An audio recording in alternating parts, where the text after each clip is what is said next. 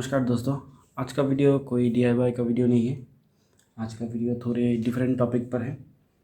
आज का वीडियो है इसके बारे में, आपने थंबनेल पर तो देख लिया ही होगा। तो ये एक पावर इन्वर्टर है। दरअसल ये तो खाली बक्सा है, इसके अंदर कुछ भी नहीं है, क्योंकि मैंने पहले ही इसे बाहर निकाल लिया था। तो ये एक पावर इन्वर्टर है और ये इस बक्से में आया है। इसके अंदर इसका चाइनीज़ में लिखा हुआ कुछ मैनुअल वगैरह है और एक तार है। तो बक्से को साइड कर देते हैं। तो ये एक पावर इन्वर्टर है जो कि मैंने अमेज़ोन से ख़रीदा है और इसका प्राइस है करीब 1500 रुपये में मैंने लिया है। तो ये पहले जब लिस्टिंग हुआ था 1100 रुपये में हुआ था, लेकिन धीरे धीरे इसका प्राइस इंक्रीज़ होते होते करीब 1800 रुपये तक पहुंच गया था। इसका जो सेलर है, जैसे जैसे इसके यूनिट्स बिकते गए वैसे वैसे इसका सेलर भी प्राइस को अप करते गया और फाइनली जब 1500 रुपये पहुँचा तब मैंने इसे उठा लिया और फिर फाइनली प्राइस 1800 तक पहुँच गया था। फिर उसके बाद ये अभी आउट ऑफ स्टॉक है। तो अब डिस्क्रिप्शन पर मैं इसका कोई लिंक नहीं दे पाऊँगा क्योंकि अभी अनअवेलेबल है। लेकिन आप पावर इन्वर्टर लिख कर अगर अमेज़ोन पर सर्च मारेंगे तो आपको सिमिलर ऐसे बहुत सारे प्रोडक्ट्स मिल जाएंगे। तो ये कितने वाट का है? ये 300 वाट का है, आप यहाँ पर देख ही सकते हैं। और ये पूरा एलुमिनियम का बॉडी है, कंप्लीट एलुमिनियम है, जो कि अच्छा ही है, हीट सिंक की तरह काम करेगा। इसके डायमेंशंस के बारे में अगर मैं बताऊं तो ये करीब 5 इंच लंबा है और चौड़ाई में करीब 3.5 इंच और ऊंचाई में करीब करीब 2 इंच। बक्से के अंदर इसके साथ सिर्फ ये जो 2 केबल है, नेगेटिव और पॉजिटिव, यही आया था और इन्वर्टर, और इसके साथ कुछ भी नहीं है। जो मैनुअल है वो चाइनीज़ भाषा में है, इसलिए कुछ समझ में नहीं आया क्योंकि ये चाइनीज़ इन्वर्टर है। क्योंकि इंडिया पर पावर इन्वर्टर्स बनते नहीं है, ऐसे छोटे कॉम्पैक्ट साइज़ पर पावर इन्वर्टर्स बनते नहीं है। इंडिया पर जो इन्वर्टर्स बनते हैं वो बहुत ही हैवी होते हैं क्योंकि उनके अंदर बड़े ट्रांसफार्मर लगे होते हैं। लेकिन ये कॉम्पैक्ट साइज़ का है, इसका फॉर्म फैक्टर बहुत ही लाइट वेट कॉम्पैक्ट है। और दूसरी चीज़ जो है, इसके अंदर यहाँ पर एक जो फ़ैन है, ये एक ड्रॉबैक है कि फ़ैन का मतलब आवाज़ बहुत ज़्यादा है, बहुत ही नॉइज़ी पंखा है।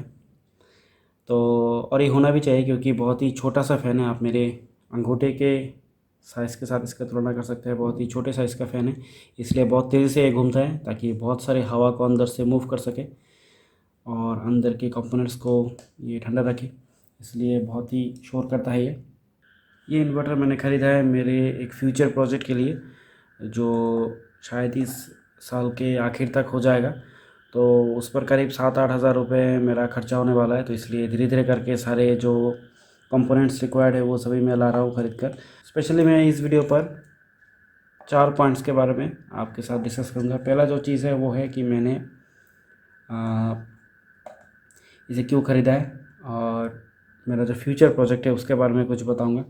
और दूसरा जो पॉइंट है जिसके बारे में मैं आपके साथ डिस्कस करूँगा वो है इसका पावर और यूजेज और इसके फीचर्स क्या क्या है, इससे आप पावर टूल्स वगैरह चला सकते हैं कि नहीं, और ये कितना एफिशिएंट है, इन सब चीज़ों के बारे में। और तीसरा जो पॉइंट है वो है कि इसे पावर इन्वर्टर क्यों कहा जाता है और ये कैसे काम करता है। और जो हमारे इंडिया पर जो बिकता है नॉर्मल जो इन्वर्टर होता है, जो बड़े वाला साइज़ का इन्वर्टर होता है जिसके अंदर बड़े बड़े ट्रांसफार्मर होते हैं, उन इन्वर्टर की तुलना पर ये इतना छोटा कैसे है और दोनों में डिफरेंस क्या है। और जो चौथा पॉइंट है वो है मैं इसे खोलकर इसके अंदर के कंपोनेंट्स आपको दिखाने वाला हूँ। जितने भी कल पुर्जे हैं वो सभी आपको दिखाऊंगा और आपको एक्सप्लेन करूंगा कि ये कैसे काम करता है। तो चलिए शुरू करते हैं। तो अब दोस्तों बात करते हैं कि मैंने इसे क्यों ख़रीदा है और मेरा जो फ्यूचर प्रोजेक्ट है वो क्या है। तो मेरा जो फ्यूचर प्रोजेक्ट है वो है एक सोलर जनरेटर, जो कि मैं बनाने के बारे में सोच रहा हूँ और इसी के पर्पज़ से मैंने इस इन्वर्टर को ख़रीदा है। तो सोलर जनरेटर क्या चीज़ है वो अगर आपको जानना है तो आप गूगल करके जान सकते हैं। मैं आपको बेसिक तरीके से बता दूं तो ये एक ऐसा कह सकते हैं एक कॉम्पैक्ट यूनिट होता है जिसके अंदर बैटरी, एक इन्वर्टर और सोलर चार्जर सभी कुछ एक साथ होता है। और इसके अंदर अब जब एक सोलर पैनल को प्लग इन करते हैं तो धूप पे सोलर पैनल को रखते ही ये चार्ज हो जाता है और फिर इसे आप एक कॉम्पैक्ट पावर जनरेटर की तरह इसे रात को यूज़ कर सकते हैं। कोई भी चीज़ चलाने के लिए इसका जो आउटपुट है उससे आपको 220 वोल्ट का आउटपुट मिलेगा एसी, और 12 वोल्ट का भी आउटपुट मिलेगा, और 5 वोल्ट का भी आउटपुट मिलेगा। तो ऐसा पावर जनरेटर अमेज़ॉन पर भी मिलता है, लेकिन उनके जो कीमत है बहुत ही हाई होते हैं, करीब करीब 30-40 हज़ार रुपये तक पहुंच जाते हैं। तो मैं कोशिश करूंगा कि 10,000 रुपये से नीचे की बजट पर मैं एक सोलर जनरेटर बना लूं। तो वैसे ये जो इन्वर्टर है ये प्योर साइन वेव नहीं है, ये मॉडिफाइड साइन वेव है। और अगर आपको पता नहीं है कि मॉडिफाइड साइन वेव कैसा होता है, तो मैं आपको यहाँ पर एक छोटा सा डायग्राम बना कर दिखा देता हूँ। तो बेसिकली ये होता है साइन वेव, और जो स्क्वायर वेव होता है वो कुछ इस तरीके का होता है, और मॉडिफाइड साइन वेव जो होता है वो होता है करीब एक ट्रेपेजॉइडल वेव फॉर्म आप कह सकते हैं। जैसे कि मैं आपको इधर पे दिखा दूँ, ऐसे ऐसे। तो इसके बीच में एक गैप होता है, और ये एक साइन वेव जैसा एक शेप फॉर्म करता है, जो कि साइन वेव होता नहीं है लेकिन साइन वेव जैसा लगता है। तो इससे क्या होता है कि आप जैसे कि प्योर साइन वेव पर अगर कोई इंडक्टिव लोड चलाते हैं, जैसे कि पंखा चलाते हैं, तो वो बहुत ही स्मूथ चलता है, कोई भी इस पर हमिंग नॉइज़ नहीं होता। लेकिन स्क्वायर वेव पर चलाएंगे तो इस पर बहुत ज़्यादा हमिंग नॉइज़ होगा।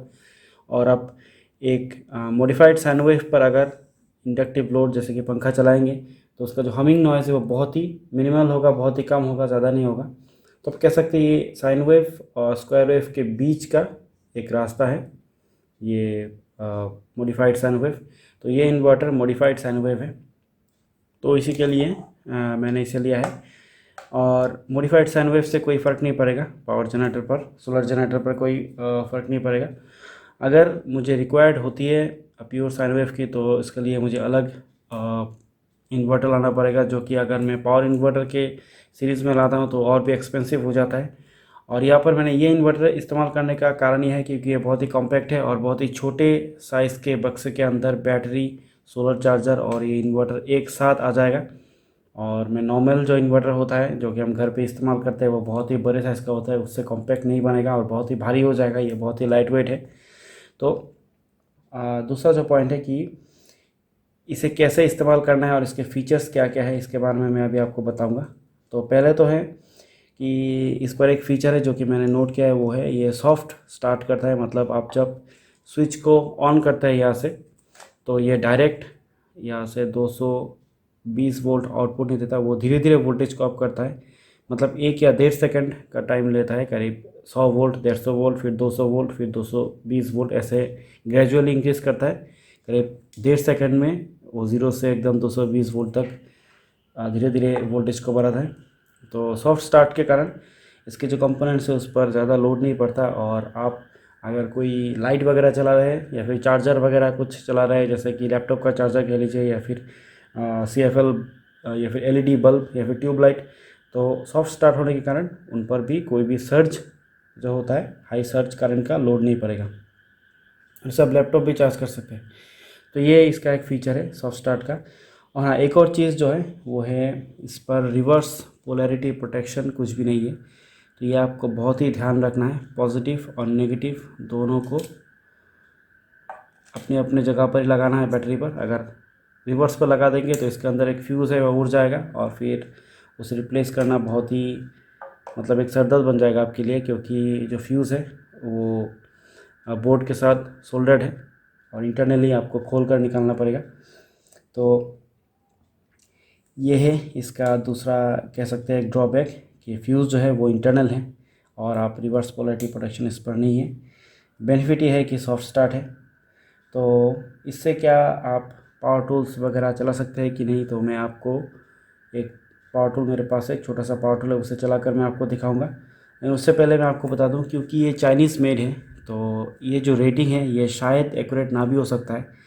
तो 300 वाट यहाँ पर लिखा हुआ है, लेकिन नॉर्मली जो जेन्युइन पावर इन्वर्टर होते हैं उनमें 300 वाट इसका कांस्टेंट लोड जो होता है वो 300 वाट होता है, और सर्ज हाई सर्ज लोड, जैसे कि इंडक्टिव लोड अगर आप चलाते हैं, मान लीजिए पंखा हो गया या फिर जो बड़े बड़े पंखे हैं 150-200 वाट पावर खींचते हैं, वैसे पंखे अगर आप इस पर लगाते हैं तो उन पंखों का जो सर्ज करंट होता है वो करीब 300 वाट तक चला जाता है। फिर जब पंखा स्पीड पकड़ता है तब उनका जो पावर कंजम्पशन है वो घट जाता है, क्योंकि इंडक्शन मोटर से चलता है।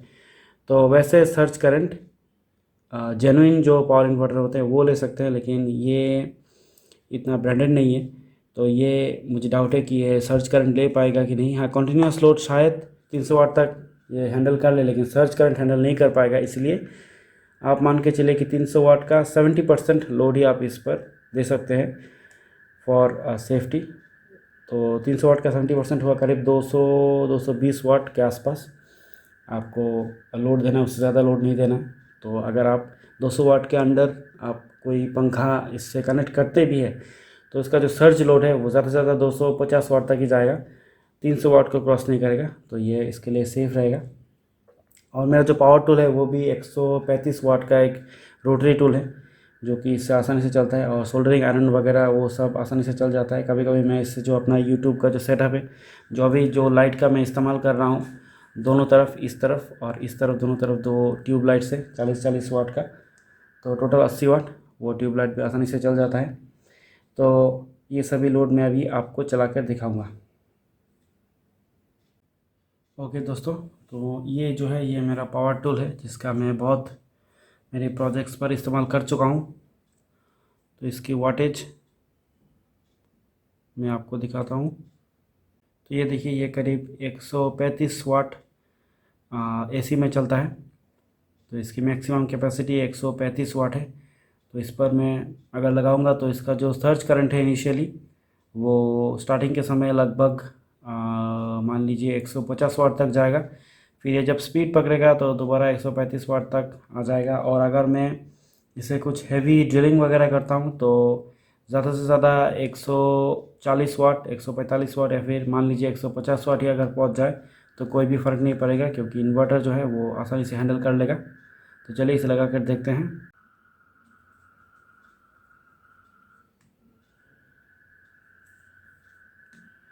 तो इधर पर मुझे ध्यान रखना है कि पॉजिटिव को मैं पॉजिटिव पर ही लगाऊं और नेगेटिव को नेगेटिव पर। इनिशियली लगाने पर थोड़ा स्पार्क करेगा, क्योंकि इसका अंदर जो कैपेसिटर है वो चार्ज ले रहा होगा। उसके बाद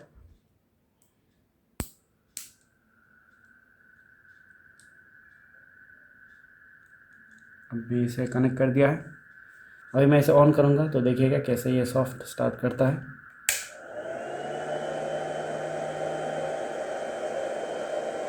आपको शायद इसके पंखे का आवाज़ सुनाई दे रहा होगा।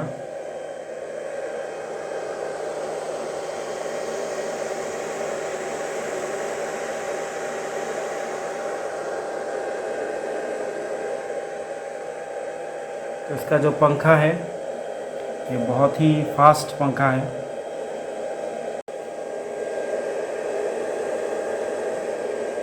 एक बार मैं दोबारा आपको इसका जो सॉफ्ट स्टार्ट वाला फीचर है वो मैं आपको दिखाता हूँ। जैसे मैं ऑन करता हूँ तो पहले ये जो पावर और फॉल्ट, ये दोनों वाला जो रेड लाइट है वो जलेगा, फिर कुछ देर के बाद ग्रीन वाला जलेगा। और ये जो रेड लाइट है ये पावर के समय जलता है, और फिर अगर ओवरलोड होता है या फिर कोई फॉल्ट होता है तभी ये रेड लाइट जलेगा, ग्रीन बंद हो जाएगा। लेकिन नॉर्मल टाइम पर ग्रीन जल जाएगा। ये देखिए, तो जैसे ये ऑन हो जाता है तो फ़ौरन ग्रीन वाला ऑन हो जाता है और रेड जो है ऑफ हो जाता है। तो चलिए अभी मैं इसको चला कर दिखाता हूँ। कैमरे को वापस वाइड एंगल पर ले जाते हैं। ओके, तो चलिए शुरू करते हैं।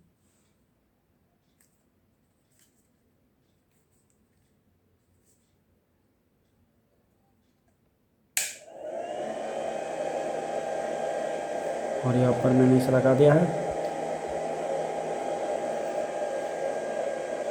और अभी चलिए इसे ऑन करते हैं।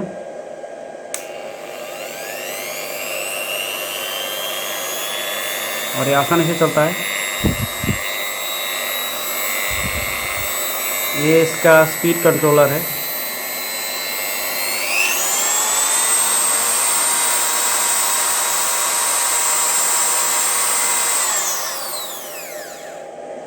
तो आपने देखा कि ये आसानी से इस पावर टूल को ऑन कर लेता है। तो अभी देखते हैं, इससे कुछ ड्रिल करके देखते हैं कि ये ड्रिल कर पाता है कि नहीं। तो ये एक पीवीसी का शीट है, चलिए इसे ड्रिल करते हैं।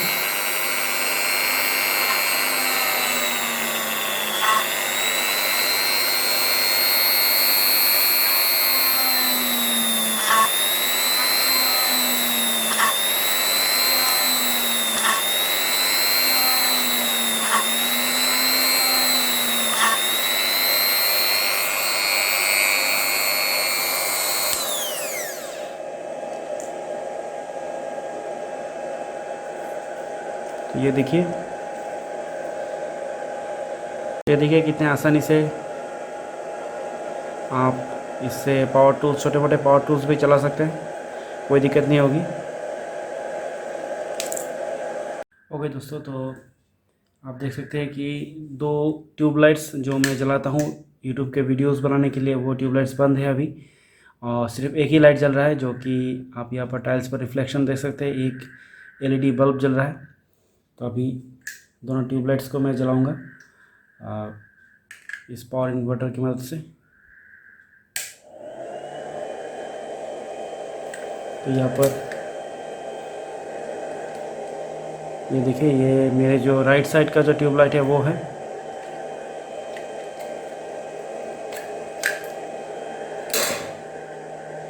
और ये मेरे लेफ़्ट साइड का जो ट्यूबलाइट है वो है। इसका प्लग थोड़ा टाइट है, कोई बात नहीं।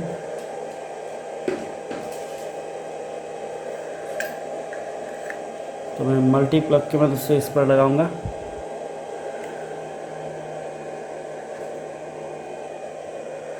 और ये देखिए पावर इन्वर्टर की मदद से चल रहा है दोनों ट्यूबलाइट्स, और कोई दिक्कत नहीं है। तो अब क्योंकि ये दोनों ट्यूबलाइट्स इंडक्टिव लोड नहीं है, तो इसलिए क्या मैं इसे डायरेक्टली ऑन कर सकता हूँ? जी हाँ, ज़रूर कर सकते हैं। ये देखिए, बंद करते ही फ़ौरन बंद हो जाता है, लेकिन जब मैं स्विच को ऑन करता हूँ तो आप देखिएगा थोड़ी देर रुक कर ये ऑन करता है, क्योंकि ये जो है ये सॉफ्ट स्टार्ट कर रहा होता है। तो देखिएगा ध्यान से।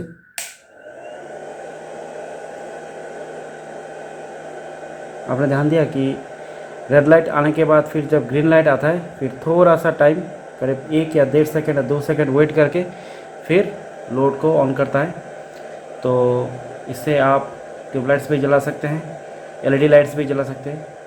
अंडर 200 वाट अगर मैं कहूँ तो 70% इसके फुल कैपेसिटी के नीचे, इसके फुल कैपेसिटी का 70% लोड आप इस पर दे सकते हैं, कोई प्रॉब्लम नहीं होगी। चलिए वापस इसी पर चलाते हैं ट्यूबलाइट्स को। ओके दोस्तों, तो अभी मेरे पास ये एक हाई स्पीड फ़ैन है। तो नॉर्मल जो टेबल फ़ैन होता है वो करीब 400 mm का फ़ैन होता है, 400 mm का ब्लेड डायमीटर। ये 300 mm का ब्लेड डायमीटर है, और ये एक हाई स्पीड फ़ैन है 2800 RPM। तो अभी मैं पावर इन्वर्टर से इसे चलाऊँगा। तो बैटरी मेरी थोड़ी लो हो रही है, तो इसीलिए कभी कभी ये फॉल्ट लाइट ऑन हो रहा है, क्योंकि बैटरी लो होने के कारण ये फ़ॉल्ट दिखा रहा है। तो इसलिए कभी कभी ये फ़ॉल्ट दिखा रहा है इस पंखे के लोड के कारण। तो चलिए अभी चला कर देखते हैं कि चलता है कि नहीं। मेरी बैटरी थोड़ी छोटी है। तो अभी मैं जो चार्जर बनाया था उसके अंदर वोल्ट मीटर है, तो इससे मैं बैटरी का वोल्टेज देख रहा हूँ। 12.8 वोल्ट के आसपास है। इसे ऑन करते हैं 12.6 12.7 तक जा रहा है। अभी मैं इसे पंखे को ऑन कर रहा हूँ। ये 40 वाट का फ़ैन है, जो कि करीब 45 वाट का फ़ैन है, जो कि करीब 10 वाट कम है जो नॉर्मल टेबल फ़ैन होता है उसके तुलना पर, क्योंकि ये 100 mm इसका जो डायमीटर है ब्लेड का वो छोटा है। तो चलिए चला कर देखते हैं।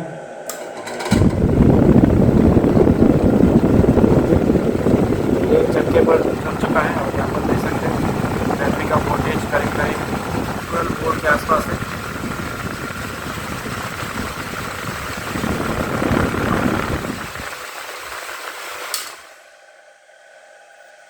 ओके दोस्तों, तो पहले मैंने जब ट्राई किया था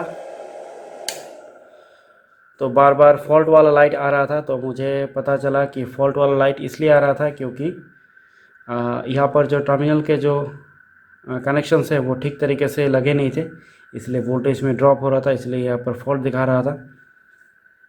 अभी फॉल्ट नहीं दिखा रहा है।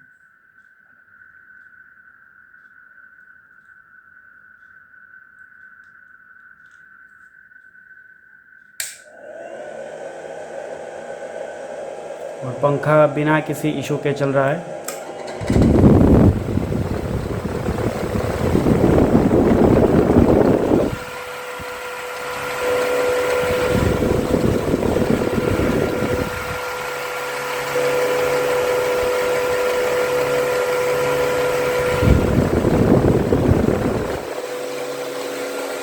और ये जो पंखा है ये हाई स्पीड फैन है।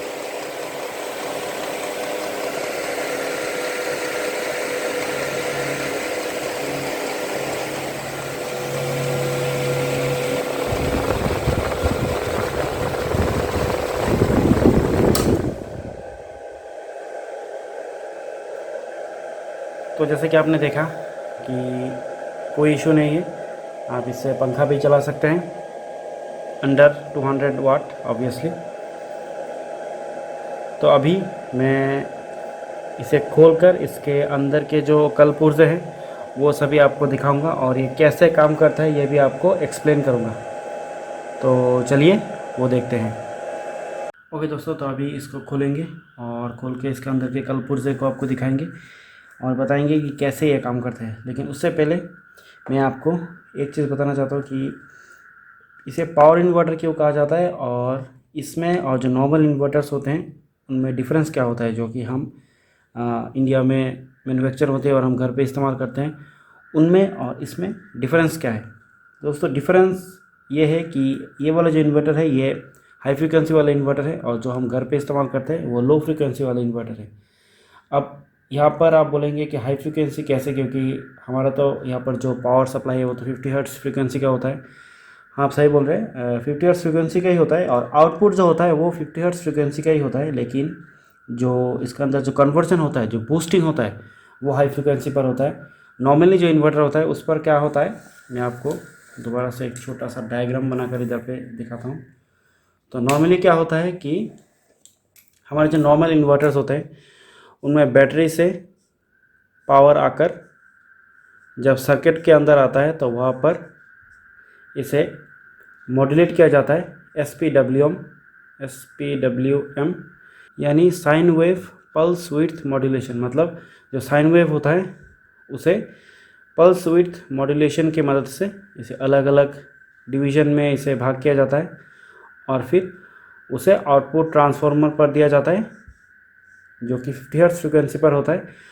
और जब एसपीडब्ल्यूएम सिग्नल ट्रांसफार्मर पर जाता है तो उसके आउटपुट से प्योर साइन वेव 230 वोल्ट निकलता है और यहाँ से कुछ फॉर्म का एक फीडबैक जाता है मेन कंट्रोल सर्किट पर, जहाँ पर इसे इसके वोल्टेज को कंट्रोल किया जाता है। तो यहाँ पर जो एसपीडब्ल्यूएम सिग्नल है वो 50 हर्ट्ज़ फ्रिक्वेंसी का होता है, उससे ज़्यादा नहीं होता। अभी पावर इन्वर्टर वो कैसे काम करता है।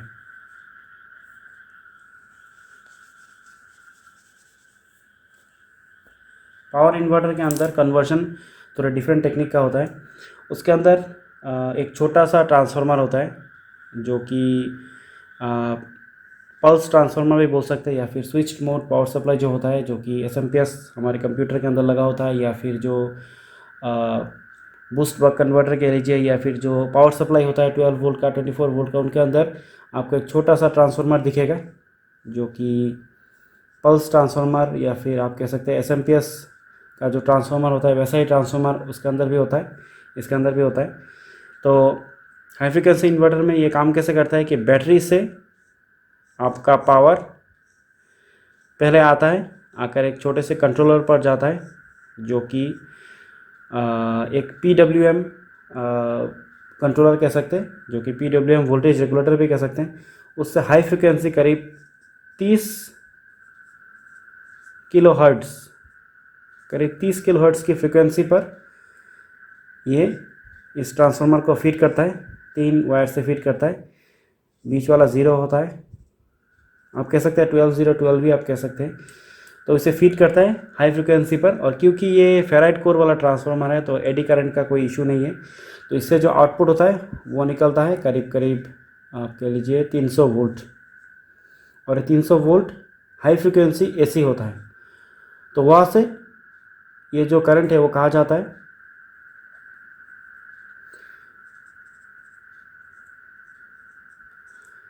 ये करंट यहाँ से जाता है, आप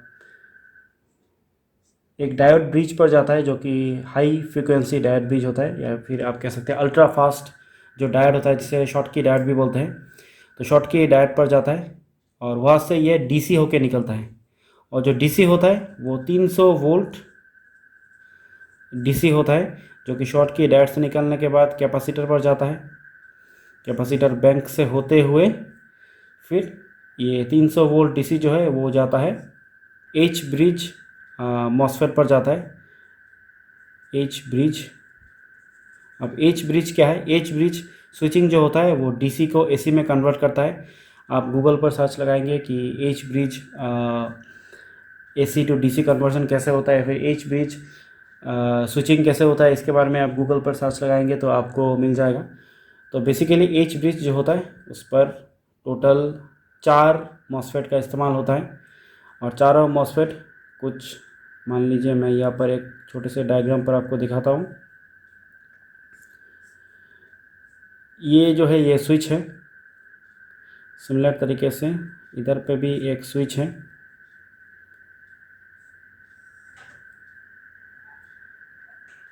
इधर पे प्लस और माइनस, इधर पे भी प्लस और माइनस, और बीच में जो है इधर पे आपका आउटपुट है, जहाँ से आप आउटपुट ले रहे हैं एसी। अभी ये कैसे काम करता है, तो एच ब्रिज यहाँ पर जो स्विच है इसे आप मॉसफेट मान लीजिए, 4 मॉसफेट होते हैं। तो अगर ये वाला क्लोज हो जाए और ये वाला क्लोज हो जाए तो करंट किस तरफ फ्लो करेगा, करंट इस तरफ फ्लो करेगा, फिर यहाँ से लोड से होते हुए यहाँ से चला जाएगा, और करंट का डायरेक्शन इस तरफ रहेगा जब ये वाला और ये वाला मॉसफेट जब क्लोज होगा। और जब ये वाला और ये वाला क्लोज होगा तब करंट का डायरेक्शन इस तरफ से होते हुए ऐसे होते हुए इस तरफ जाएगा, मतलब करंट इस तरफ फ्लो करेगा। तो ये जब ऑल्टरनेट तरीके से ये दो फिर ये दो फिर ये दो फिर ये दो ऐसे ऐसे जब स्विचिंग करते रहेंगे तो डीसी जो है वो एसी होकर आउटपुट से निकलता रहेगा। तो यहाँ पर ये जो स्विचिंग है, अगर इस स्विचिंग को SPWM sine wave pulse width modulation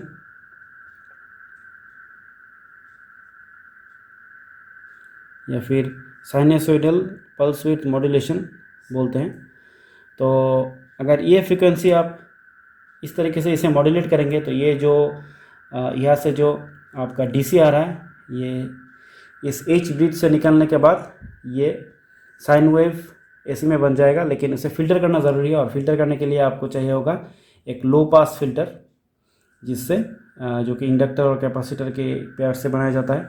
तो लो पास फिल्टर से निकलने के बाद आपका जो आउटपुट होगा वो प्योर साइन वेव होगा। लेकिन यहाँ पर जो है इस इन्वर्टर पर ये मॉडिफाइड साइन वेव है, मतलब यहाँ पर जो मॉड्यूलेशन हो रहा है ये आपका मॉडिफाइड साइन वेव के हिसाब से हो रहा है, इसलिए लो पास फिल्टर की ज़रूरत नहीं है। इसलिए इसके अंदर लो पास फिल्टर का जो स्पेस है इस इन्वर्टर पर वो बच जाता है, और डायरेक्ट हमें आउटपुट यहाँ से मिल जाता है। तो यही इसका ऑपरेशन होता है इस तरीके के इन्वर्टर का, कि पहले डीसी को बूस्ट किया जाता है करीब 300 वोल्ट तक। और हाँ, ये 300 वोल्ट जब होता है तो ये 230 वोल्ट कैसे होता है, तो 300 वोल्ट डीसी को जब आप स्विचिंग करेंगे तो स्विचिंग के कारण वोल्टेज में ड्रॉप होगा, जो हम मानते हैं आरएमएस वोल्ट जो बोलते हैं एसी करंट पर। तो वो आरएमएस वोल्टेज जो होता है वो 230 वोल्ट होता है। यानी 300 वोल्ट जब आप एसी में कन्वर्ट करेंगे तो ऑटोमेटिकली आपका एसी जो मल्टीमीटर है उस पर जब आप इसे मेजर करेंगे तो ये 230 वोल्ट या फिर 220 वोल्ट के आसपास ही रहेगा, उससे ज़्यादा ये नहीं जाएगा। वोल्टेज में ड्रॉप होगा, इसलिए यहाँ पर बूस्टिंग करने के बाद इसे 300 वोल्ट पर इसे बूस्टिंग करता है, फिर वो वोल्टेज रेक्टिफायर से, शॉर्ट की डायोड से बना हुआ रेक्टिफायर से पास होता है। उसके बाद ये कैपेसिटर से स्मूथ होता है, फिर ये डीसी ये मॉड्यूलेशन सर्किट से होते हुए आउटपुट हो जाता है। तो मान लीजिए ये एक तरीके का एक एसएमपीएस ही है, और ये जो है 230 वोल्ट को 12 वोल्ट पर कन्वर्ट नहीं करता है, उल्टा करता है, 12 वोल्ट को 230 वोल्ट एसी पे कन्वर्ट करता है। तो ये एक तरीके का हाईटेक एसएमपीएस ही कह सकते हैं, और ये बहुत एफिशिएंट होता है। नॉर्मल इन्वर्टर के तुलना पर ये करीब 90-95%, 99% तक भी एफिशिएंट होता है, अगर ये ब्रांडेड क्वालिटी का बना हुआ है। ये ब्रांडेड क्वालिटी का नहीं है तो कितना एफिशिएंसी है तो पता नहीं, लेकिन इन इन्वर्टर्स में एक खासियत ये है कि ये वाट्स में ही हिसाब होता है। आप जब नॉर्मल लो फ्रिक्वेंसी वाला इन्वर्टर जो इंडिया में बिकता है, वो इन्वर्टर अगर आप देखेंगे तो वो देखेंगे कि वो वीए में हिसाब होता है, जैसे कि 800 वीए, 900 वीए, 1 केवीए। तो वीए में इसलिए होता है क्योंकि उसके अंदर लो फ्रिक्वेंसी में स्विचिंग होता है, और लो फ्रिक्वेंसी में स्विचिंग होने के बाद उसी फ्रिक्वेंसी पर आउटपुट भी करता है, इसलिए जो आपका जो लोड है वो ट्रांसफार्मर पर इफेक्ट डालता है। वो रिएक्टिव जो कहते हैं पावर सप्लाई, जब आपका रिएक्टिव मुझे वो टर्म याद नहीं आ रहा है, या आप जब कोई इंडक्टिव लोड चलाएंगे तो उसका एक इंडक्टिव रिएक्टेंस इसके ट्रांसफार्मर पर पड़ेगा, तो इसलिए उसे वीए पर हिसाब होता है कि रेजिस्टिव लोड लगाएंगे तो आपका 900 वीए का मतलब है 900 वाट, लेकिन आप इंडक्टिव लोड लगाएंगे तो पावर फैक्टर के कारण आपका 900 वीए करीब करीब मान लीजिए 400, 500 या फिर 600 वाट ही देगा, उससे ज़्यादा नहीं देगा, क्योंकि वो जो रिएक्टिव पावर है वो आपके ट्रांसफार्मर पर इफेक्ट डालता है। लेकिन जो ये हाई फ्रिक्वेंसी वाले जो स्विचिंग इन्वर्टर्स होते हैं उन पर वो रिएक्टिव फोर्स का असर नहीं डालता, क्योंकि यहाँ पर बूस्टिंग जो होता है उसका ट्रांसफार्मर आइसोलेटेड होता है। वो बूस्टिंग करने के बाद उसका पावर आउटपुट डीसी में होता है, और सिर्फ स्विचिंग करके उसे 50 हर्ट्ज फ्रिक्वेंसी पर उसे एसी बनाकर आउटपुट दिया जाता है। इसलिए इनके अंदर रिएक्टिव जो पावर होता है उनका कोई इफेक्ट नहीं होता, इसलिए 300 वाट का मतलब 300 वाट ही होता है, इस पर कोई वीए का इफेक्ट नहीं होता है इस पर। अभी चलिए इसे खोलते हैं, खोलकर इसके अंदर आपको दिखाते हैं। अभी दोस्तों क्योंकि मेरे पास ऑसिलोस्कोप नहीं है तो इसलिए मैं इसके अंदर का जो फ्रीक्वेंसी है, फ्रीक्वेंसी का शेप है, जो कर्व है, वो सभी मैं आपको दिखा नहीं पाऊँगा, तो इसलिए मैं माफ़ी चाहता हूँ। और एक बात, जो हम बाज़ार पे या फिर अमेज़ॉन पे ऑनलाइन पर भी हमें मिलता है, जो कन्वर्टर बोलते हैं कि 12 वोल्ट को 230 वोल्ट में कन्वर्ट करके देता है। इससे आप CFL जला सकते हैं, मोबाइल चार्ज कर सकते हैं, लैपटॉप चार्ज कर सकते हैं, लेकिन इंडक्शन या फिर इंडक्टिव फैन, इंडक्टिव कोई भी मोटर वगैरह चीज़ नहीं चला सकते, जिसे कन्वर्टर बोलते हैं। वो जो होता है वो भी सिमिलर ही होता है, इसका वो हाफ सर्किट ही होता है, मतलब वो बूस्टिंग फेज तक ही होता है, जहाँ पर बूस्टिंग किया जाता है और उसे वोल्टेज को रेगुलेट किया जाता है PWM से, और इसका जो आउटपुट होता है वो 300 वोल्ट पर नहीं होता है, वो आउटपुट होता है 230 वोल्ट पर ही होता है, और उसी वोल्टेज को आउटपुट पर दिया जाता है, जो कि हाई फ्रिक्वेंसी एसी होता है। इसलिए आपका जो नॉर्मल जो एडाप्टर से चलता है, जैसे कि मान लीजिए आपका लैपटॉप का चार्जर हुआ, आपका मोबाइल का चार्जर हुआ, या फिर ट्यूबलाइट हुआ, CFL हुआ, LED हुआ, वो सभी जल जाएगा, लेकिन इंडक्शन मोटर या फिर इंडक्टिव कोई भी लोड नहीं चलेगा।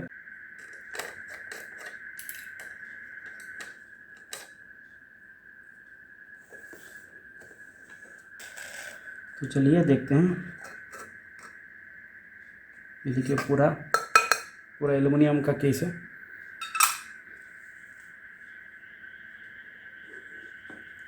तो ये रहा इसके अंदर के सारे कलपुर्ज से। तो जैसा कि दोस्तों मैंने बताया था कि यहाँ पर देख सकते हैं छोटा वाला बहुत ही हाई स्पीड एक फ़ैन है।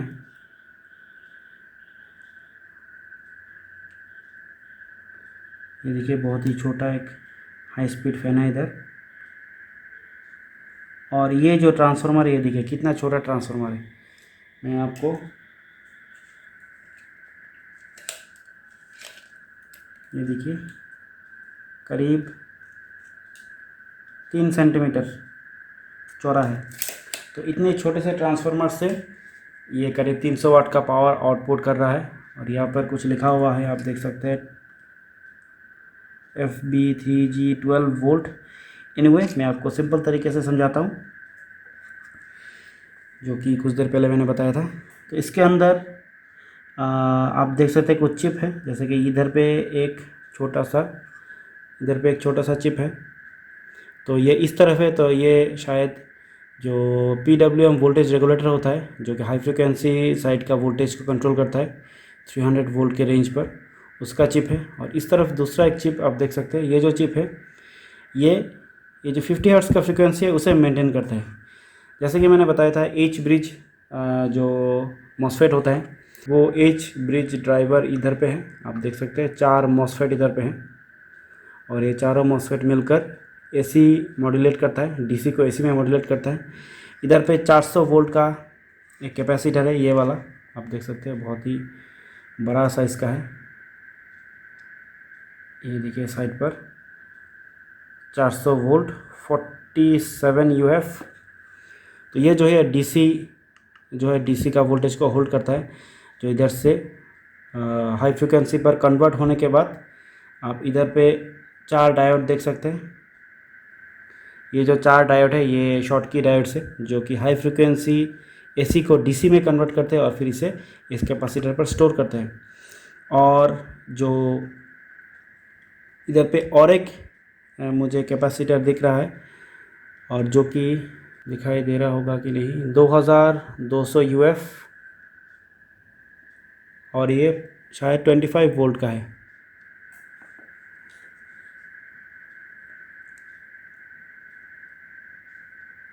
ठीक तरीके से दिखाई नहीं दे रहा, ये 25 वोल्ट का ही होगा क्योंकि 12 वोल्ट का इनपुट है। तो ये इनपुट के तरफ के करंट को जो इनिशियली बैटरी पर जब हम कनेक्टर्स को लगाते हैं, टर्मिनल्स को लगाते हैं, जो स्पार्क होता है वो इस कैपेसिटर को चार्ज कर रहा होता है। ये जो ग्रीन वाला 2200 UF का जो कैपेसिटर है। और इधर पे आप देख सकते हैं ये जो इनपुट वाला फ्यूज़ है ये है जो कि बोर्ड के साथ सोल्डर्ड नहीं है, मुझे दिख रहा है ये सोल्डर्ड नहीं है।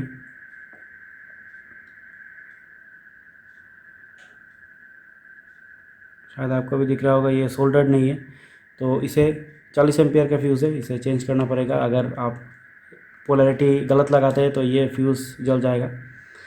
तो इधर से डीसी आता है, आने के बाद इधर पे आप देख सकते हैं माउंटेड इधर पे 2 मॉसफेट है जो कि पुश पुल टोपोलॉजी जिसे बोला जाता है। मतलब जैसे कि नॉर्मल इन्वर्टर्स में होता है 12-0-12 ट्रांसफार्मर पर बीच वाला जो हिस्सा होता है वो ग्राउंडेड होता है और जो साइड के जो टर्मिनल्स होते हैं उन्हें बारी बारी एक एक करके उन्हें पॉजिटिव के साथ कनेक्ट किया जाता है, जिससे ये पुश पुल एक फॉर्मेशन बोलते हैं, फिर टोपोलॉजी बोलते हैं, जिससे इस ट्रांसफार्मर पर हाई फ्रिक्वेंसी फीड किया जाता है करीब 30 किलोहर्ट्ज़ पर।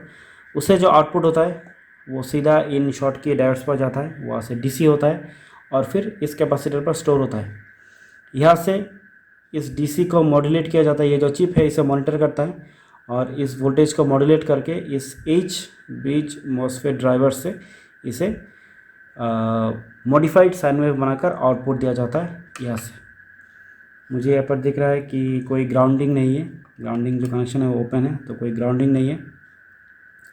तो ये जो मॉडिफाइड साइन वेव है इसके फ्रिक्वेंसी को कंट्रोल करना और मॉडिफाइड साइन वेव को प्रॉपर वेव फॉर्म में रखना, इसका जो जिम्मेदारी है ये वाला चिप हैंडल करता है। ये जो बीच वाला चिप है, इस चिप का नंबर मैं आपको दिखाने की कोशिश करता हूँ।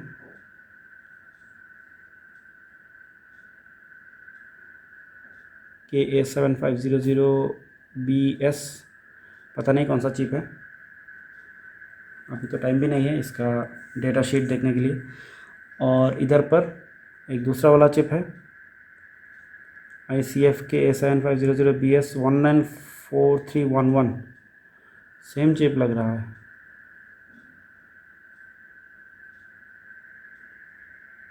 वन 194311, हाँ, इससे पता लग रहा है कि ये PWM कंट्रोलर वाला चिप ही होगा जो कि PWM कंट्रोल करता है। मतलब PWM फ्रिक्वेंसी शायद जनरेट करता होगा जिससे ये इसके वोल्टेज आउटपुट वोल्टेज को कंट्रोल करता है। और इसका जो हाँ यही होगा ये PWM कंट्रोलिंग चिप है जो कि इस ट्रांसफार्मर के आउटपुट को कंट्रोल करता है, जो कि 300 वोल्ट के आसपास कांस्टेंट बना रहे। और इधर पे जो आउटपुट होता है 230 वोल्ट या फिर 220 वोल्ट जो होता है, उस वोल्टेज को मेंटेन रखने के लिए ये चिप काम करता है, मतलब ये दोनों चिप वोल्टेज रेगुलेशन वाले चिप हैं, इतना मैं श्योर हूँ। और बाकी के जो आप छोटे मोटे देख सकते हैं बहुत सारे कंपोनेंट्स हैं, वो सभी वोल्टेज को मॉनिटर करने के लिए और एक लेवल तक बना कर रखने के लिए ही बने होते हैं। इधर पे मुझे एक ब्रिज कनेक्टर दिख रहा है जिसके ऊपर RS1 लिखा हुआ है, RS1। और इधर पे एक वायर कनेक्टेड है, तो मुझे लग रहा है कि ये शायद एक शंट रजिस्टर होगा जिससे कितना करंट अंदर जा रहा है इसे मॉनिटर किया जाता है ताकि ओवरलोड प्रोटेक्शन दिया जा सके, मतलब इस सर्किट पर ओवरलोड प्रोटेक्शन भी। और आप इसका सर्किट का साइज़ देखिए कितना छोटा है। मैं अगर आपको इंची टेप से दिखाऊं तो इधर पर आप देख सकते हैं करीब 6 सेंटीमीटर 2.5 इंच, और करीब 9 सेंटीमीटर 3.5 इंच, इतना छोटा इसका ड्राइवर सर्किट है। तो 300 वाट इतना छोटा सर्किट डिलीवर कर रहा है। आप इमेजिन कीजिए कि ये जो टेक्नोलॉजी है ये कितना इम्प्रूव्ड है, और ऐसी टेक्नोलॉजी इंडिया पर होनी चाहिए। तो इन्वर्टर्स कितने छोटे हो जाएंगे। और अभी जो कुछ हाईटेक इन्वर्टर्स अमेज़न पर मिल रहे हैं और कुछ बिक भी रहे हैं इंडिया पर, जो कि शायद इम्पोर्टेड है, शायद चाइना से आए हैं, तो उन पर यही सेम टेक्नोलॉजी का इस्तेमाल किया जाता है। ये जो इन्वर्टर है ये चार्जर का काम नहीं कर सकता। हमारे जो इंडिया पर इन्वर्टर बनते हैं बड़े बड़े ट्रांसफार्मर वाले, उसमें चार्जर होते हैं, उस ट्रांसफार्मर पर इनबिल्ट चार्जर होता है, तो आप बैटरी को चार्ज भी कर सकते हैं और इससे बैकअप भी ले सकते हैं। लेकिन ये जो है सिर्फ इन्वर्टर का काम करेगा, DC देंगे, AC लेंगे, बस इतना ही होगा। चार्जर आपको सेपरेटली बनाना पड़ेगा। तो बहुत ही सिंपल इसका ये जो सर्किट है वो है। इधर पे आप देख सकते हैं एक फ्यूजेबल रजिस्टर है जो कि शायद AC साइड पर फ्यूज़ की तरह काम करता है, और फ़ैन के लिए जो कनेक्शन है वो इधर से जा रहा है। लेकिन फ़ैन जो है ये टेम्परेचर कंट्रोल्ड नहीं है, ये फ़ैन डायरेक्ट ऑन करते ही फुल स्पीड पर चलता रहता है। यहाँ पे मुझे एक और डायोड दिखाई दे रहा है ठीक यहाँ पर, जो कि नेगेटिव के साथ लगा हुआ है। तो क्या इस डायोड की मदद से इसे रिवर्स पोलैरिटी प्रोटेक्शन दिया गया है? तो ये तो मुझे पता नहीं, लेकिन अभी देखते हैं थोड़ा चेक करके कि रिवर्स पोलैरिटी में ये पावर देता है कि नहीं। चलिए चेक करते हैं। ओके दोस्तों, तो ये एक एनालॉग मल्टीमीटर है, और टेस्ट करने से पहले मैं आपको बता दूं कि शायद इस मल्टीमीटर पर कोई इंटरनल शायद फॉल्ट होगा, क्योंकि ओम्स मेजरमेंट करते समय ये जो पोलैरिटी है वो रिवर्स दिखाता है, पता नहीं क्यों। तो ये मैं आपको दिखा दूं कि नॉर्मली ये कॉमन होता है, और ये होता है इसका जो आप अलग अलग जगह पर इसके प्रोब को लगा कर टेस्ट करते हैं। तो यहाँ पर मैं 10 के ओम्स पर अगर लगा कर इसे टेस्ट करता हूँ, ये एक डायोड है। यहाँ पर आप देख सकते हैं डायोड का जो सिल्वर वाला साइड है, जिसे शायद कैथोड बोलते हैं, वो राइट साइड को है। तो नॉर्मली टेस्ट करते समय डिजिटल मल्टीमीटर से हम ऐसे टेस्ट करते हैं, ठीक इस तरीके से। लेकिन यहाँ पर देखिए मल्टीमीटर पर कुछ भी शो नहीं कर रहा है। लेकिन जब मैं उल्टे डायरेक्शन पर चेक करता हूँ, ये जो पॉजिटिव वाला साइड है उसे मैं कैथोड के साइड पर लगाता हूँ और इसे इस तरफ लगाता हूँ, तब जाकर आप देख सकते हैं मल्टीमीटर शो कर रहा है। और ये एक डायोड का जो फॉरवर्ड वोल्टेज ड्रॉप होता है,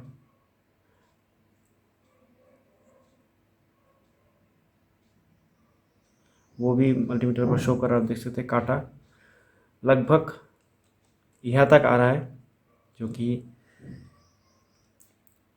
यहाँ पर देख सकते हैं फुल नहीं जा रहा है। तो ये डायोड का फॉरवर्ड वोल्टेज ड्रॉप जो होता है वो शो कर रहा है। तो शायद एनालॉग मल्टीमीटर ऐसे ही बने होते हैं, या फिर ये जो सिस्टम है यहाँ पर इंटरनली शायद रिवर्स डायरेक्शन पर लगा दिया होगा। एनीवे, मैं इसे रिवर्स डायरेक्शन पर इधर पर लगाता हूँ, और आप देखेंगे कि ये करेक्ट पोलैरिटी पर शो करेगा। देखिए सिल्वर वाला जो साइड है कैथोड, वहाँ पे मैं जब मैं ब्लैक को लगाता हूँ, अब देखिए कि देखिए मल्टीमीटर शो कर, ये थोड़ा रस्टेड है, इसलिए कनेक्शन ठीक तरीके से हो नहीं रहा है। आप देखिए हो रहा है, तो शायद इसके अंदर कुछ इंटरनल फॉल्ट होगा, इसलिए इसका पोलैरिटी भी रिवर्स है। एनीवे, अभी ये करेक्ट फॉर्मेशन पर है। अभी मैं मल्टीमीटर को इधर पे रख देता हूँ ताकि आप देख सकें। वही दोस्तों, तो अभी देखिएगा, जब मैं इस पर कनेक्ट करता हूँ तो क्या होता है। तो मैं रेड को रेड में लगा रहा हूँ, और इस पर जब मैं लगाता हूँ तो कांटे को फॉलो कीजिएगा क्या होता है। तो ये जो है कांटा ऊपर की तरफ उठ के वापस नीचे की तरफ आ रहा है। इसका मतलब ये है कि ये जो कैपेसिटर है, इनपुट कैपेसिटर जो है वो चार्ज हो रहा है, और फुल चार्ज होने के बाद कांटा अपने आप नीचे की तरफ आ रहा है। एनालॉग मल्टीमीटर पर ऐसे ही शो करता है, जब आप कैपेसिटर टेस्ट करेंगे तो ऐसे ही शो करता है, कांटा ऊपर की तरफ आके नीचे आ जाता है।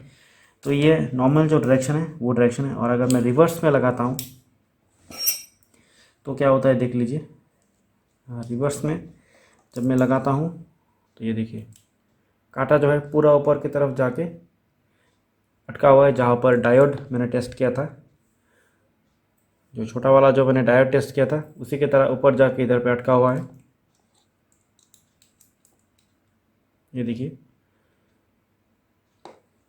तो इसका कारण ये है कि यहाँ पर एक डायोड है, जो कि ये वाला डायोड है। ये वाला जो डायोड है, जो कि फ्यूज़ के साथ नेगेटिव और पॉजिटिव दोनों को शॉर्ट कर रहा है। मतलब ये एक तरीके का कह सकते हैं third class reverse polarity protection है। मतलब मान लीजिए कि रिवर्स पोलैरिटी प्रोटेक्शन है ही नहीं। अगर आप रिवर्स पोलैरिटी पर इन क्लिप्स को लगाएंगे तो आपका काम हो गया अंदर का फ्यूज़ उड़ जाएगा। तो सही डायरेक्शन पर लगाते ही कैपेसिटर चार्ज होके फिर कांटा नीचे आ जाता है। तो ये फॉरवर्ड डायरेक्शन है, और रिवर्स डायरेक्शन पर डेड शॉर्ट। सिर्फ आपको एक ड्रॉप दिखाई दे रहा है, जो कि डायोड का जो फॉरवर्ड ड्रॉप होता है वो है। अभी मैं आपको एक शॉर्टकट डायग्राम पर आपको बताता हूँ कि अंदर यहाँ पर कनेक्शन कैसे है। तो दोस्तों, अंदर का जो रिवर्स पोलैरिटी प्रोटेक्शन, जो कि शायद मैन्युफैक्चर बोलता है रिवर्स पोलैरिटी प्रोटेक्शन, लेकिन ये रिवर्स पोलैरिटी शॉर्ट सर्किट है, वो कैसे काम करता है। तो ये जो इनपुट है, यहाँ पर ये जो दो इनपुट है, ये इनपुट को मैं इधर पे दिखाता हूँ, पॉजिटिव है और नेगेटिव है। और ये कनेक्शन जब अंदर जाता है तो ये एक फ्यूज़ के साथ होते हुए जाता है। तो इधर पे ये फ्यूज़ है,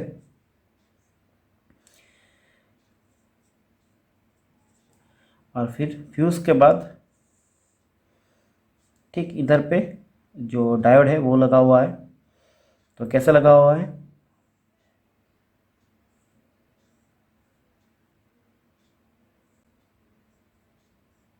इस डायरेक्शन पर, और अंदर इन्वर्टर की तरफ कनेक्शन चला जाता है। तो यहाँ पे इनपुट पर इन्वर्टर का जो कैपेसिटर है वो है, जो हम जब मेजर कर रहे हैं तो वो चार्ज हो रहा है।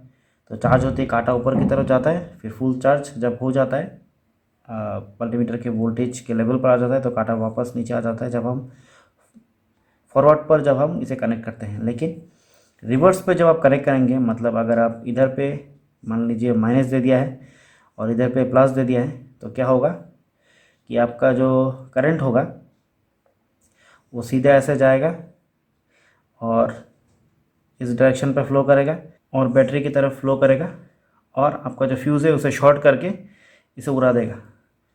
तो यही इसका रिवर्स पोलैरिटी प्रोटेक्शन है, जिस पर आपको इसका फ्यूज़ चेंज करने में आपका एक अलग से सर दर्द हो जाएगा, जो कि बहुत ही कॉम्प्लेक्स है। नॉर्मली रिवर्स पोलैरिटी प्रोटेक्शन ऐसे नहीं होना चाहिए। वो मॉसफेट के साथ एक कनेक्शन है जो रिवर्स पोलैरिटी प्रोटेक्शन किया जाता है। नॉर्मली एक मॉसफेट लगाकर कनेक्शन में ठीक श्योर नहीं हूँ, उसे किया जाता है, क्योंकि मॉसफेट पर जो फॉरवर्ड डायरेक्शन फ्लो पर कोई भी वोल्टेज ड्रॉप नहीं होता, इसलिए ज़ीरो वोल्टेज ड्रॉप होता है। तो इसलिए इससे रिवर्स पोलैरिटी प्रोटेक्शन बनाया जा सकता है। लेकिन ये जो सिस्टम है ये बहुत ही घटिया किस्म का सिस्टम है, जिससे आपका जो है इन्वर्टर ख़राब भी हो सकता है। तो इसी टेक्निक से इसके अंदर कनेक्शन बनाया गया है। इसलिए रिवर्स पोलैरिटी पर मत लगाइए, पॉजिटिव को पॉजिटिव और नेगेटिव को नेगेटिव ऐसे ही कनेक्शन कीजिए, तो आपका करंट का फ्लो सही डायरेक्शन पर, इस डायरेक्शन पर होगा और इन्वर्टर से होते हुए वापस इस डायरेक्शन पर होगा, और ये डायोड जो है वो कोई काम में नहीं आएगा। तो इस चीज़ का ध्यान रखें कि रिवर्स पोलैरिटी प्रोटेक्शन इस पर मान के चलिए कि नहीं है, सही डायरेक्शन पर पॉजिटिव और नेगेटिव को लगाएं। तो दोस्तों कुछ बोनस चीज़ें भी मैं आपको बता दूं जो बताना भूल गया था। तो यहाँ पर ये जो एच ब्रिज मॉसफेट कनेक्शंस आप देख रहे हैं, सभी मॉसफेट्स चारों एक साथ लगे हुए हैं। तो आप एक चीज़ नोट करोगे कि यहाँ पर ये एक पैड लगा हुआ है, ये रबर का एक पैड है, लेकिन नॉर्मली रबर नहीं है, ये हाई टेम्परेचर सिलिकॉन इंसुलेटर है। मतलब ये हीट को तो ट्रांसफ़र करेगा मेटल बॉडी तक, एल्युमिनियम बॉडी तक, लेकिन ये एक दूसरे के साथ शॉर्ट कभी भी नहीं होने चाहिए। अगर ये एक दूसरे के साथ शॉर्ट हो जाते हैं तो आपका इन्वर्टर का फ्यूज़ उड़ जाएगा। नॉर्मली एसी साइड का फ्यूज़ रहेगा जो कि ये वाला है फ्यूजेबल रेजिस्टर। तो इसीलिए आप देखेंगे कि ये स्क्रू से लगा हुआ नहीं है, ये सभी जो मॉसफेट से डायरेक्ट स्क्रू से लगा हुआ नहीं है, वो इसके मेन जो बॉडी है उसके ऊपर एक सिंगल स्क्रू से एक मेटल के प्लेट से इसे सिक्योर किया गया है, ये चारों मॉसफेट्स। तो यही चीज़ थी जो मैंने आपको दिखाया नहीं था। और इस तरफ भी सेम है, इस तरफ भी सेम है, आप देखेंगे ये silicon high temperature silicone rubber का पैड है और इसे इंसुलेट किया गया है। और दोनों मॉसफेट्स अलग अलग स्क्रू से नहीं बल्कि एक सिंगल स्क्रू और मेटल प्लेट से लगाया गया है। तो मतलब ये दोनों मॉसफेट्स एक दूसरे के साथ कनेक्टेड नहीं होना चाहिए। इसलिए अगर कभी भी आप रिपेयर करने के लिए खोल रहे हैं तो ये चीज़ का ध्यान ज़रूर रखिए कि मॉसफेट्स का जो ये हीट सिंक वाला हिस्सा, ये भी एक कनेक्शन होता है। मिडल वाला जो मॉसफेट का लेग होता है, जो पिन होता है, वो टर्मिनल यही होता है। शायद ये गेट है या सोर्स है, मुझे ठीक पता नहीं। अलग अलग मॉसफेट्स पर अलग अलग कनेक्शंस होते हैं। तो ये बीच वाला जो लेग होता है वही ये बॉडी के साथ कनेक्टेड होता है। तो इसलिए इन सभी को एक दूसरे के साथ आइसोलेटेड होना चाहिए, कनेक्शन नहीं होना चाहिए। तो ये वाला पैड रिप्लेस, जब आप कभी भी रिपेयर कर रहे हैं तो ये वाला पैड जो है इसे नया लगा दें एक बार खोलने के बाद। और ये इधर पे आप देख सकते हैं, ये हीट कंडक्टिव पेस्ट से इसे चिपकाया गया है। ये देखिए वाइट कलर का पेस्ट है। तो ये जो पेस्ट है, ये पेस्ट भी आपको रिप्लेस करना है अगर आप रिपेयर करते हैं। तो दोस्तों फाइनली मैंने पूरे वीडियो पर तो आपको बताया था कि ये लाइट वेट है, कॉम्पैक्ट है, लेकिन कितना लाइट वेट है ये मैंने बताया नहीं। तो अभी मैं आपको दिखाता हूँ कि ये कितना लाइट वेट है, इसका वज़न करके। तो यहाँ पर ये जो है ग्राम्स के सेटिंग पर है। तो अभी देखते हैं कितना ग्राम इसका वेट है। तो करीब 482 ग्राम्स है इसका वज़न। तो मेरा जो स्मार्टफ़ोन है सैमसंग गैलेक्सी M31s, उसका वज़न भी करीब 225-250 ग्राम से है। तो मान लीजिए कि आपके स्मार्टफ़ोन के वज़न के 2 गुना वज़न का है, यानी 2 स्मार्टफ़ोन के वज़न का है ये। तो 300 वाट के हिसाब से ये बहुत ही लाइट वेट है। तो ये था मेरा वीडियो। आशा करता हूँ आपको ये वीडियो अच्छा लगा होगा। अगर अच्छा लगा है तो मेरे चैनल को सब्सक्राइब ज़रूर करें, इस वीडियो को लाइक करें, अपने दोस्तों के साथ शेयर करें। और मेरे चैनल पर पहली बार आए हैं तो सब्सक्राइब तो ऑब्वियसली ज़रूर करें। तो ये जो वीडियो है ये बहुत ही लंबा बन चुका है, करीब 50 मिनट का शायद हो गया होगा। इसके लिए मैं माफ़ी चाहता हूँ, क्योंकि अलग अलग पार्ट पर 3-4 पार्ट पर इस वीडियो को बनाने का कोई मतलब नहीं है, क्योंकि आप कौन कौन से वीडियो को ढूंढते फिरेंगे। तो इसके जगह पर मैंने एक लंबा वीडियो बना दिया है और मैं डिस्क्रिप्शन पर टाइम स्टैम्प्स दे दूँगा। जिस जिस जगह पर मैंने जो जो चीज़ें टेस्ट किया है या फिर ओपन किया है, जो जो जगह है, जो जो चीज़ें हैं, वो सभी के बारे में मैं टाइम स्टैम्प्स डिस्क्रिप्शन पर दे दूँगा। तो फिर मिलते हैं नेक्स्ट वीडियो पर। तब तक के लिए have a nice day, take care, bye.